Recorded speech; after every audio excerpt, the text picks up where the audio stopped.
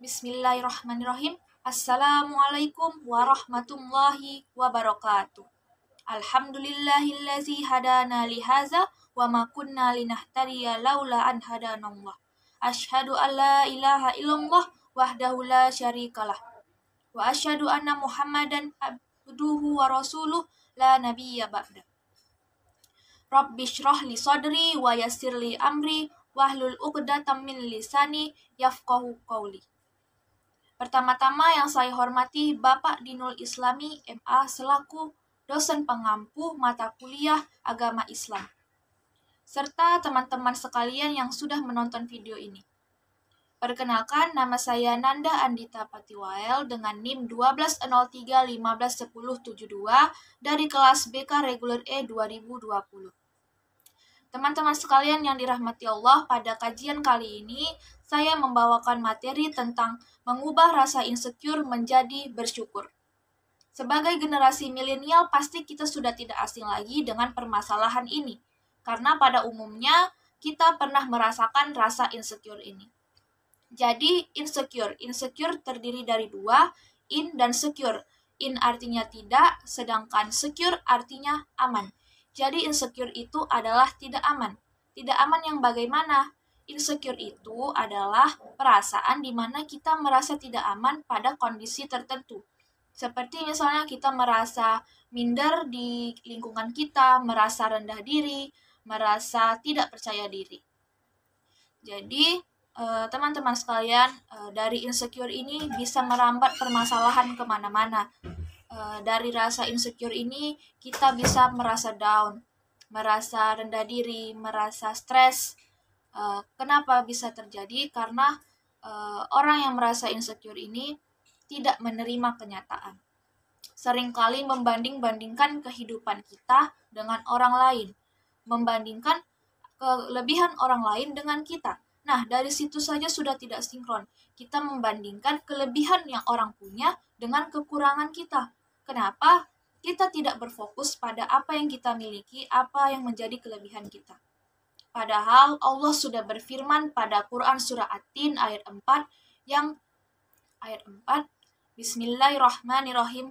Laqad khalaqnal insana fi ahsani taqwim. Yang artinya Allah itu sudah menciptakan kita dengan sebaik-baiknya. Sang pencipta saja sudah mengatakan bahwa kita ini diciptakan sudah sedemikian rupa, sudah sebaik-baiknya. Kenapa kita masih saja mementingkan pendapat orang lain, yang mana orang lain itu adalah ciptaannya. Seorang ciptaan menghina kita, mengatai fisik kita dengerin. Kenapa kita mengabaikan bahwa Allah yang sudah menciptakan kita mengatakan bahwa kita itu diciptakan sudah sebaik-baiknya. Manusia itu adalah makhluk yang paling unik, makhluk yang paling sempurna daripada makhluk lainnya. Jadi setiap orang kita pasti memiliki kelebihan dan kekurangan.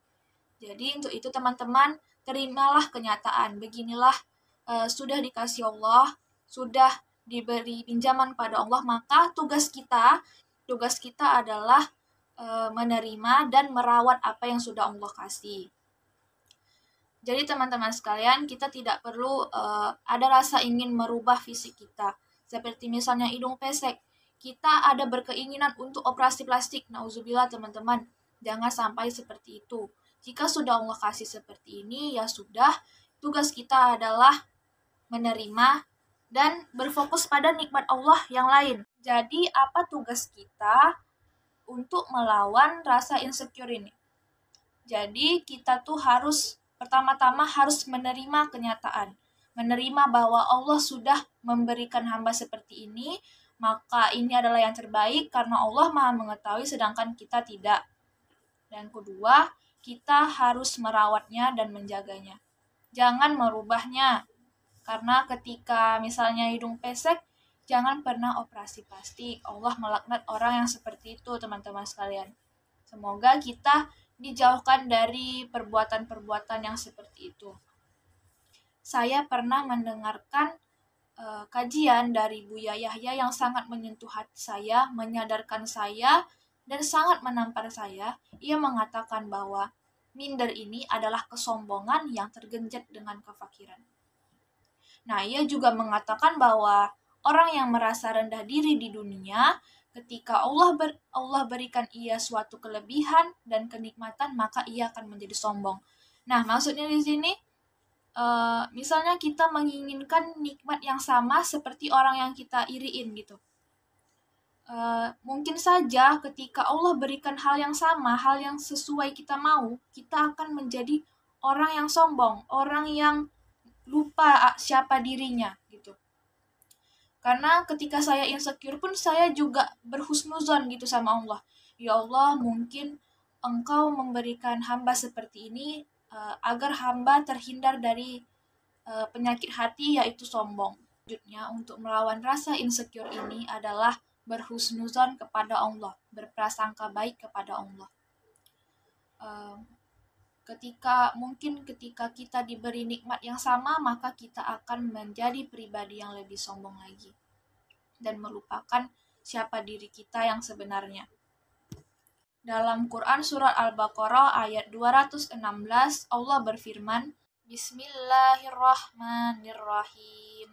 Kutiba alaikumul qitalu wa huwa kurhul lakum wa asa an takrahu syai'aw wa huwa khairul lakum wa asa an tuhibbu syai'aw wa huwa syarrul lakum wallahu ya'lamu wa antum la ta'lamun.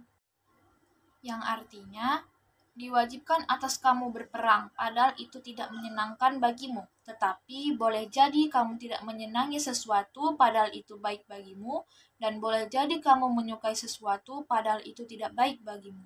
Allah Maha mengetahui, sedangkan kamu tidak mengetahui. Nah, dari sini kita jadi mengetahui ya bahwa Allah Maha mengetahui, sedangkan kita tidak.